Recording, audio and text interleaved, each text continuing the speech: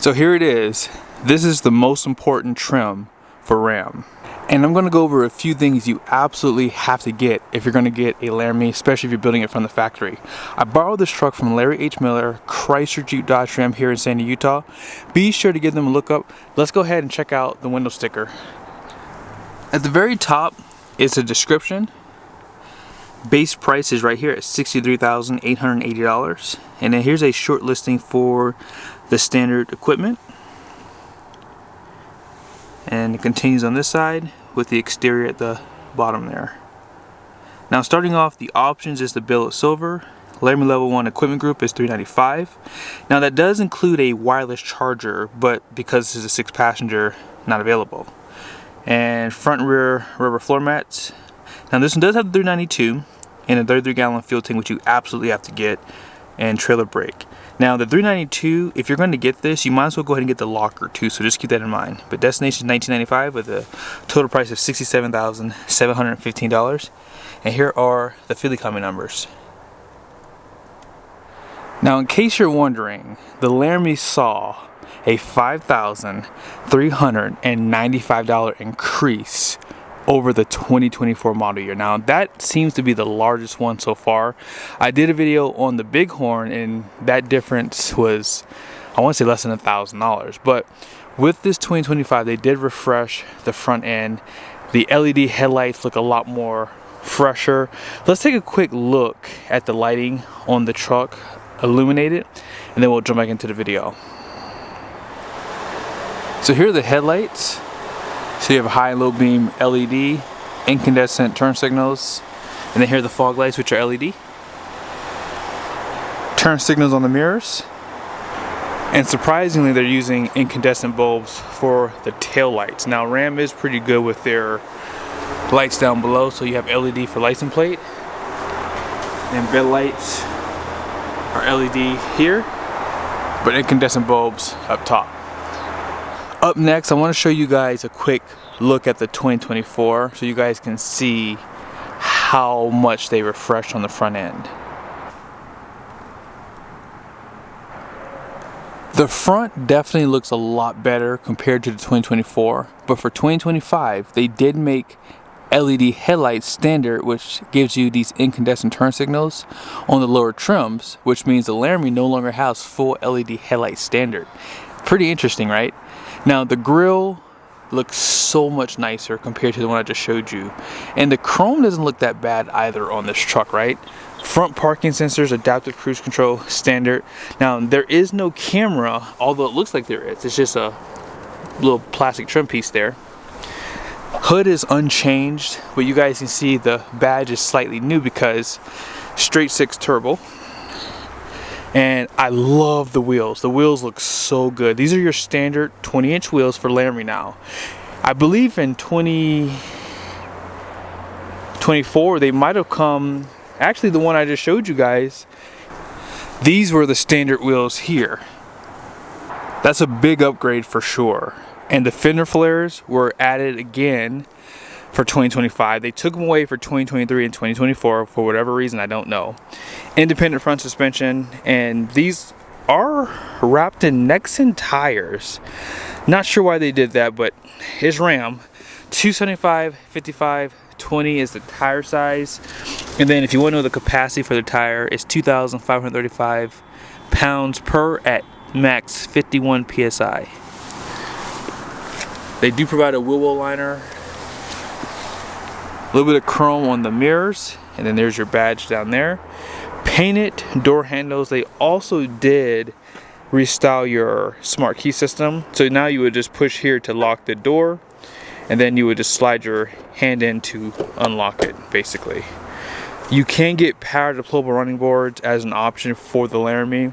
33-gallon fuel tank, why wouldn't you get that? That's silly not to. I think it's 26-gallon if you don't get it. So yes, get that. Now out back, wheel well liner. And Ram is using a coil multi-link suspension out back too. You guys can see disc brakes in the rear, 6 lug. And then here are the restyled tail lights. Also this trim piece down below was restyled too. I've always loved how Ram hides those parking sensors. Most manufacturers put some on the bumper, like on the chrome part. Never looks good. Dual exhaust, class 4 receiving hitch down below. It does provide a 7 and 4 pin. And this new tailgate looks great too. Now, did you guys notice how on the window sticker it showed that your tailgate release was an option? So here's the key, nothing really different. If you push it twice, does drop it down for you, but it will not put it back up. But on the higher trim levels, that is available. There is 2,000 watts of power for the bed. Now you can also get like a bed utility, which will give you like a 400 watt 115 volt plug too if you don't really need that much power. I would just go ahead and get the 2,000 watts personally. But tailgate is easy to put back up. Camera, there is some lighting there for your conventional hitch. And they do spell out RAM now. I'm not sure if I mentioned that earlier, but yeah, they spell out RAM versus giving you the badge like that. So you guys saw that this truck did have the optional 392. With the inline 6, it would come standard with the 355. Now, one thing to keep in mind is this. If you are going to get a 392, you might as well go ahead and get that locker as well. That's just my opinion, because I think they have to get optioned together anyways. So just go ahead and get it. And here is that donut style spare tire. Let's go ahead and check out the powertrain. I was going to take off the engine cover and show you underneath, but leave it to Ram to bolt this down for whatever reason. I don't know. So yes, there's a bolt right there, unfortunately. And normally all the manufacturers give you this and it just pops up and you can just take it off, but nope, Ram pretty much locks it in there. With that being said, this is a standard engine for the Laramie. You cannot get the high output in this trim level. Also, I believe for 2024 they probably made that 3.6 liter Pentastar the standard engine up into the Laramie. I think. With that being said, that's why the price on this truck is a lot more expensive. Now, this 3 liter inline 6 twin turbo engine is pretty overbuilt. And it kind of has to be, because it's putting out 420 horsepower and 469 pound-feet of torque, 10.4 to 1 compression, and I think the boost comes on or maxes out about 22 psi with this engine. I'm not sure if you guys will be able to tell, but both of your turbochargers are on this side. You have one here, and then the other one is slightly above. That's why I want to take off the engine cover so I can show you a little bit better. But each turbocharger does feed 3 cylinders. Now, as far as the heads and the block goes, all aluminum, pretty typical now in trucks. Also, the main bearing cradles are cross bolted and the crankshaft is forged from twisted steel. And they are using a wear resistant material for the cylinder walls. It's a PTWA. I talked about it in the last video I did. Lastly, engine mounted water to air charge coolers, and the exhaust manifold is actually dual water cooled. So that's pretty cool. I think that when it's all said and done, they did enough to make this engine reliable. We just have to wait and see how it holds up, right? I know that a lot of people will say that Ram doesn't have the best transmissions, and that's just based off of the past, but the ZF transmission in this truck is actually really reliable. And if you don't know this, Lexus actually used that transmission back in the day for the LS 460, and Rolls-Royce also uses a ZF transmission. As far as the interior goes, you can see some changes and then you can see some carryover things. Now, this is a change right here for sure. This is a carryover. This is a change, and I like what they've done too. It actually fits well compared to the older one. Power folding mirrors. You guys can see they're heated and they have blind spot. I didn't mention that. And they give you convex on both sides too. No other manufacturer does that for both sides. Auto up and down for the fronts, but the rear you have to hold it down and up.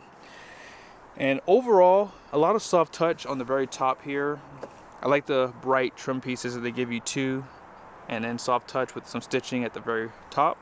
But hard plastics down below, and they do give you a bottle holder there. 10-way seat including the lumbar, and check out that brightness around that piece. I like what they do here. I like the suede.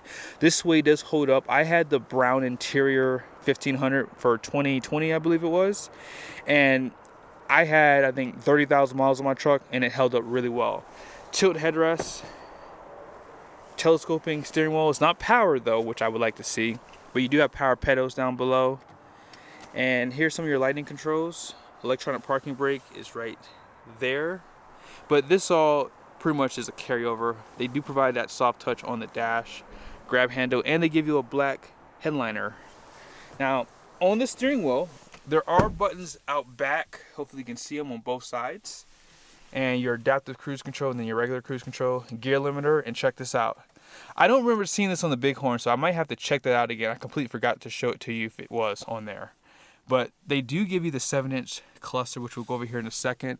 No heads-up display, but 12-inch screen comes standard.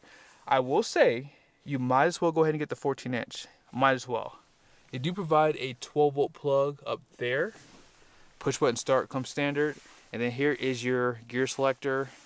And this is a little different too on how it works. Auto 4-wheel drive. And then you have that stop-start function that you can disable. Down below, USBs. A little bit of storage right here. And because this is the 6-passenger, you have this guy. Acts as storage. You have a USB. Your phone can sit here. Cup holders. Or if you need that extra person, there's the seat. Perforated leather. Now this is not heated or ventilated, so just keep that in mind.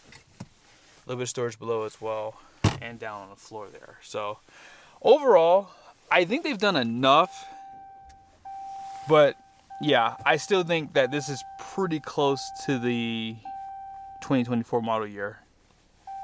There's your home link on your visor, and they do provide lighting there. They do have LED lights for the interior. You can drop that tailgate. And then here's some more lighting controls for the entire interior. Also, you can slide that rear glass with power using this button here. And sunglass holder. And then same thing on this side too. 12-volt plug up there. Let's go ahead and go through this. So I would like to see a fully digital gauge cluster, but I don't know why Ram makes it not available for this truck. Kind of silly because the other ones do, even down to the lower trim levels, right? Like the Ford F-150 for 2024. But they did clean up this screen. Like you have less menus inside of here. So for number 3, the vehicle information, they did include your MPG, which I like that they did that, right? With that being said, they're the only ones, with the exception of Ford, that it gives you a gauge summary, and it's so nice. And they give you the individual ones here. This is good for towing, going off-road. Also, you don't have a dipstick for 2025. This is what you would basically check your oil with, okay? And then battery voltage is right there. And then it takes you to your tire pressure, stop-start function, and drive modes. Let's go through that really quickly. So you have these arrows here. Let's see. So you have snow. It turns on the lights automatically, puts you in 4-wheel drive auto. Shifting optimized for traction in slippery conditions. Then you have tow. So your tow haul mode's now in here too. And now you're in tow haul mode. It's still showing you're in 4-wheel drive auto. I'm sure that will turn off though. And then sport. They did a good job with this. They turn off traction control. Performance shifting, firm steering. That's nice. And off-road. Maximize traction, optimize for mud and sand, and then back to auto. So most people will probably just keep it here. I would like to see an eco mode. I personally use eco modes. Like whenever I drive my wife's car, I use it. It's just something that's nice to have if you're just on the highway just cruising.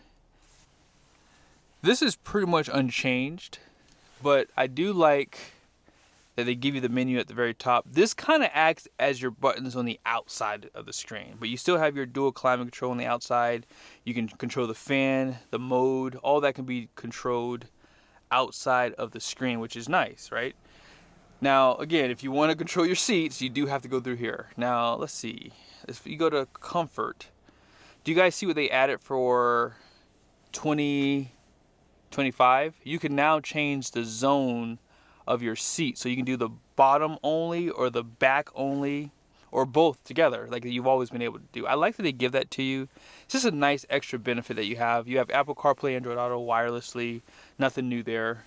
And then here is the vehicle. So at the very top, you can actually set favorites for your cameras. Now, because it doesn't have the 360 camera and the bed view camera, there's only one camera on the truck basically on the outside. And then you have your dashboard, so you can set up your trailers, and your controls are right here.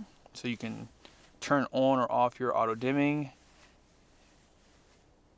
And this is just the vehicle cameras. You can zoom in as well.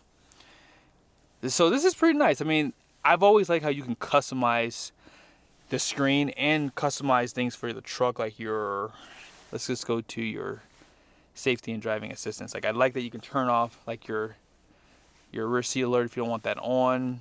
Active lane management, you can do some updates or change the vibrations and things like that.